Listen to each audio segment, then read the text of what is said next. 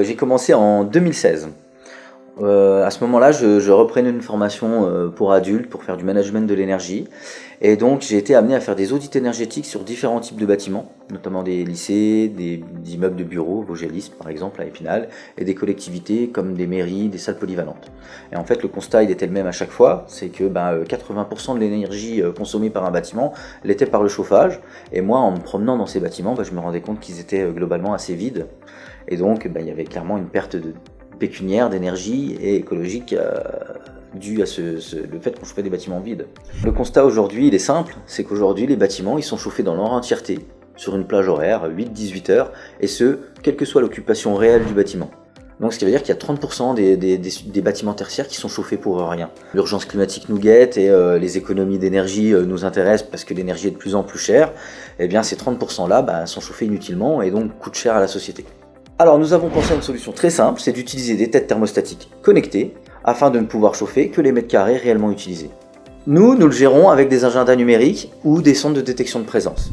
Nous nous connectons à des agendas numériques existants, par exemple des réservations de salles, des plannings d'établissements scolaires, de maisons d'associations, puisque chaque association a ses planifications. Et grâce à ça, il nous est possible de piloter et le chauffage et la climatisation des locaux. Il n'y a pas besoin d'intervenir. Par exemple, dans le cas des collèges et des lycées, ce planning existe déjà. Ils utilisent des logiciels de gestion de vie scolaire et nous allons nous connecter à ces logiciels de gestion de vie scolaire et nous allons récupérer les informations dont nous avons besoin. Alors ces courbes, c'est les courbes de température de la salle des mariages d'une collectivité que nous avons équipée. Ce qu'il faut comprendre, c'est qu'avant que nous équipions cette salle, elle était chauffée tout le temps.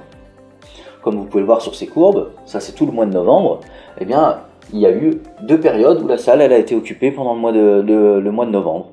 Donc toutes les autres périodes, c'est des périodes où la salle a été chauffée avant, elle ne l'est plus, donc des économies d'énergie et de gaz à effet de serre. Elle a été occupée, elle a été chauffée pendant qu'elle était occupée, elle n'est plus occupée, elle est de nouveau occupée, et après, tout le reste du mois de novembre, elle n'a pas été occupée, et donc on n'a pas consommé d'énergie pour la chauffer. Sur tous les sites que nous avons déjà équipés, en moyenne, on est entre 10 et 30% d'économie d'énergie. Le plus souvent, nous sommes entre 15 et 18 la plupart du temps.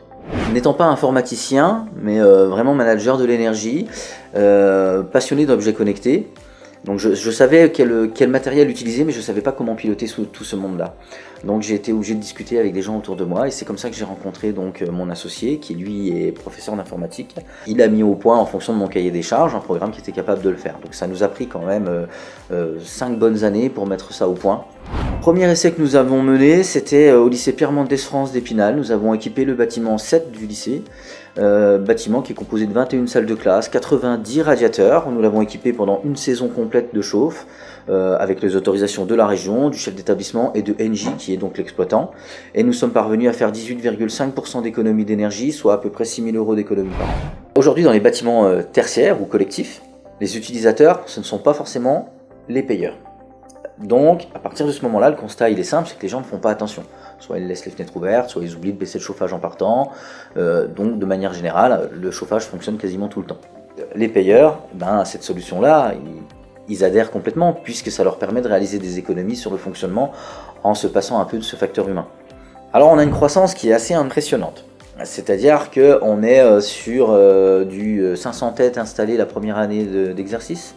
Nous en sommes à notre deuxième et nous en sommes déjà à 1000 installés là au moment où je vous parle. Nous, notre métier, c'est l'optimisation énergétique du bâtiment. Notre porte d'entrée, c'est le chauffage, puisque comme je vous l'ai dit, c'est ce qui consomme le plus d'énergie dans un bâtiment. Mais dans les années à venir, à nos clients, nous allons leur proposer la gestion de la climatisation si jamais il y en a, la gestion de l'éclairage et la gestion de la connexion électrique dans les bâtiments. Nous, ce que nous voulons, c'est être incontournable dans l'optimisation énergétique des bâtiments tertiaires en France pour le moment, et pourquoi pas à l'étranger dans le futur.